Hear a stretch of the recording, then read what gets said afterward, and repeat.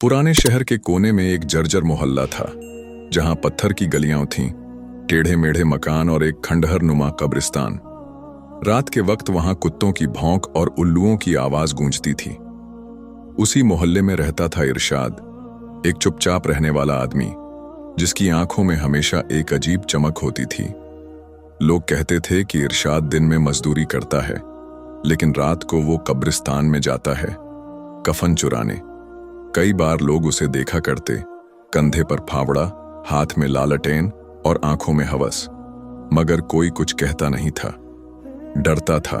इरशाद को यह धंधा उसके बाप से विरासत में मिला था। उसका बाप भी कफन चुराया करता था। कहता था कि मरे हुए को क्या फर्क पड़ता है, जिंदा को रोटी चाहिए। एक रात जब बारिश हो रही थी और हवा में अजीब सी बू थी, इरशाद कब्रिस्तान पहुंचा। उसने एक नई बनी कब्र देखी। कब्र पर फूल अभी मुरझाए भी नहीं थे। ताजा माल है, उसने खुद से कहा और फावड़ा चलाना शुरू कर दिया। मिट्टी हटते ही एक सफेद कफ्फन में लिपटी लाश दिखाई दी। इरशाद ने कांपते हाथों से कफ्फन निकाला और तभी लाश की आंखें खुल गईं। इरशाद चीख पड़ा, मगर वो सोचता रहा, शायद वहम है। उस रात से अजीब घटनाएं शुरू हो गईं। घर में चीजें अपने आप गिरने लगीं, छत से लटकती रस्सी अपने आप हिलने लगी।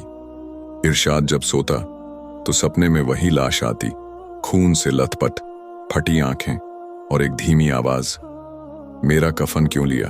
उसने मौलवी से पूछा तो मौलवी ने कहा, हर मरे हुए का हक होता है कि उसे सुकून मिले। तूने उस हक को छीना है, अल्लाह की मार से नहीं बचेगा। इरशाद ने डर को नजरअंदाज किया। उसने और भी कब्रें खोदी। अब वो सिर्फ कफन नहीं चुराता था, सोने की बालियां, अंगूठियां और कई बार लाशों से दांत तक निकाल लेता। उसके अंदर का इंसान मर गया था। अब सिर्फ लालच और हवस बाकी थी। लेकिन हर रात सपने और डरावने दृश्य उसे तंग करते। एक रात जब उसने एक बच्ची की कब्र खोदी तो लाश ने उसका हाथ पकड़ लिया। वो पागलों की तरह चिल्लाता हुआ भागा, मगर अब देर हो चुकी थी। उस रात शहर में जोरदार तूफान आया। बिजली कड़क रही थी। इरशाद फिर से कब्रिस्तान गया। शायद ये उसका आखिरी शिकार था। उसने एक कब्र खोदी, मगर इस बार मिट्टी के नीचे कोई लाश नहीं थी। जैसे ही उसने नीचे झांका, उसे अंधेरे में कई आंखें दिखीं। सैकड़ों लाशें उसे घूर रही थीं। हम सब तुझसे हिसाब लेंगे, वो चीखता रहा, मिट्टी में गिरा, रेंगता रहा। सुबह जब लोग कब्रिस्तान गए तो उन्होंने देखा इरशाद की लाश उसी कब्र में थी, नंगे बदन, बिना कफन के। कहते हैं, आज भी जब कोई नई कब्र बनाई जाती है तो रात को कोई कब्र के पास आता है और फिर एक दर्दनाक चीख सुनाई देती है।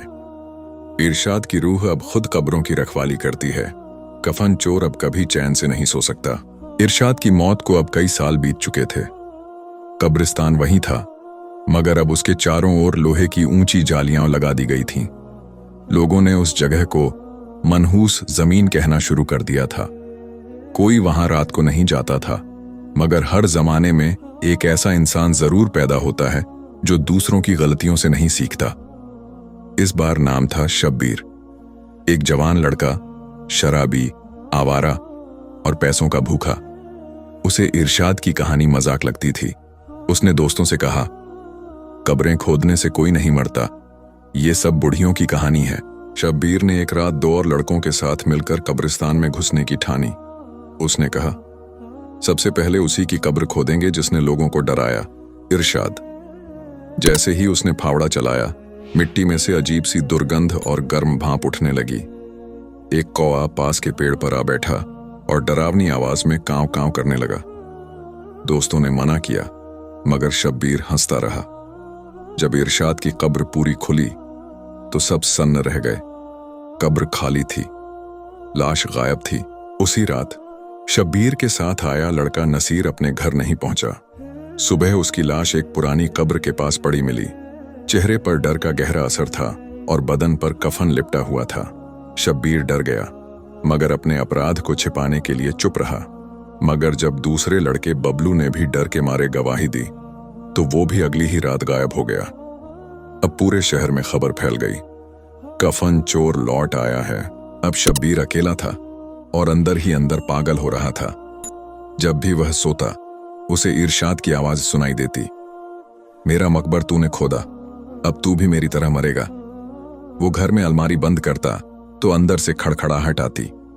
आईने में खुद का चेहरा दिखता नहीं था, बल्कि एक जली हुई डरावनी शक्ल दिखती थी। उसके हाथ पांव कांपने लगे थे, लेकिन उसका लालच अभी मरा नहीं था। एक दिन वो एक मौलवी के पास पहुंचा और सच बताया। मौलवी ने सख्त लहजे में कहा, तेरे पाप का हिसाब तुझसे तुझी की रूह लेगी। अल्लाह की रजा के बिना तू ना जिएगा ना मरेगा। शब्बीर ने कब्रिस्तान में जाकर सब कब्रों को बंद करने की कसम खाई, मगर देर हो चुकी थी। अगली रात जब तूफान आया तो लोगों ने देखा कि शब्बीर फटी हुई हालत में गलियों में भाग रहा है। चेहरा डर से सफेद, मुंह से झाग और कपड़े लहूलुहान। फिर वो गायब हो गया। सुबह कब्रिस्तान के पास एक नई कब्र दिखी, बिना नाम के, और उस पर सिर्फ एक तख्ती थी। कफन चोर लौट आया है, अब हर लालची इसी मिट्टी में समाएगा। शब्बीर की मौत के बाद पुराना कब्रिस्तान और भी ज्यादा डरावना हो गया था।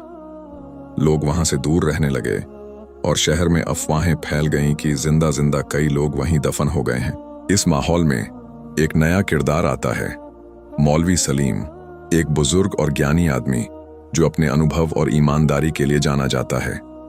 उसने तय किया कि वह इस कफन चोर की आत्मा को सुलझाएगा और कब्रिस्तान की शांति वापस लाएगा। मौलवी सलीम ने अपने साथ कुछ पवित्र किताबें, तिलिस्म और मस्जिद के पुराने जमाने की दवाइयां लाईं।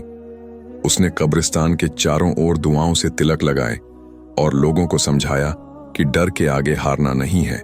लोगों ने उसकी हिम्मत देखकर धीरे धीरे विश्वास करना शुरू किया।